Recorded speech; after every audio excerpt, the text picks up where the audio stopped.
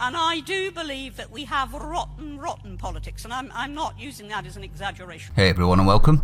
In this video we're going to be having a look at a question time guest. I know, another one. This time, another man that speaks logic. This time it's in regards to Scottish independence. But before we get into that, everyone, probably aware I've been struck down, so I was off for 7 days. If you want to know what's going on with the channel, the best way of doing that, everyone, is to sign up to Gab and follow me on there, because I do let everybody know what's going on Gab. Also, I do have other platforms, Odysee being the one I like the most, so if you are an Odysee viewer, follow me on there, everyone, please. You would be doing me a massive favour, because I don't know how long that YouTube are going to play games with me or whether I'm going to be around for long, so we do need another platform, and at the moment, Odyssee's looking like one of the best, but there are others. If you don't like Odysee, there are others. Check out the description, everyone. Now, this is an entrepreneur, Scottish entrepreneur, who's warned Scotland would risk losing everything. Let's have a listen to what he says, everyone. I understand, as an entrepreneur and somebody who didn't want to report to somebody else, who didn't want to work for somebody else, I understand the urge to find independence. And actually, when I think of Scotland,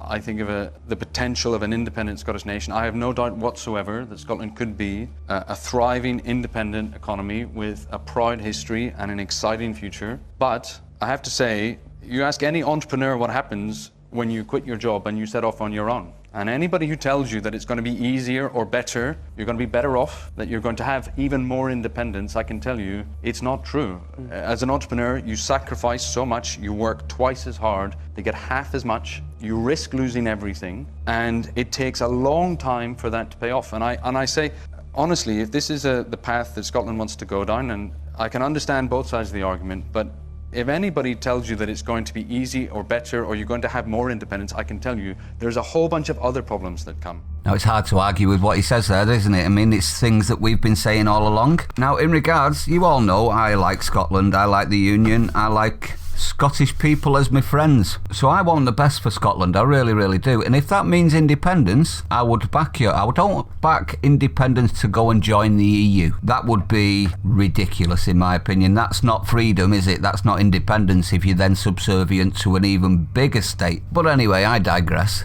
It seems, though, doesn't it, that Question Time are actually starting to put differing views on for once. So I don't know what's going on with the people at Question Time and the BBC, but it's a couple that they've put out recently now, isn't it, that's speaking a bit of sense. And in this world that we're living in at the minute, sense and logic is exactly what we need, isn't it, everyone? But anyway, I'd like to know your opinion. Do you think he was right? Do you think he was wrong? Did you think he got any part of that wrong? Because I was pretty much in agreement most of the way through that. And so well said, Stephen Fitzpatrick. Hopefully, some Scottish people that are unsure will actually see that and think maybe it would be better to stay with the UK after all. Hopefully. But let me know what you think. If you're new to this channel, don't forget to hit the like, comment, subscribe, hit the bell icon. I'm glad to be back. It's good to be back. I hope everyone's glad the channel's back up. Stay sane. I'll see you on the next one.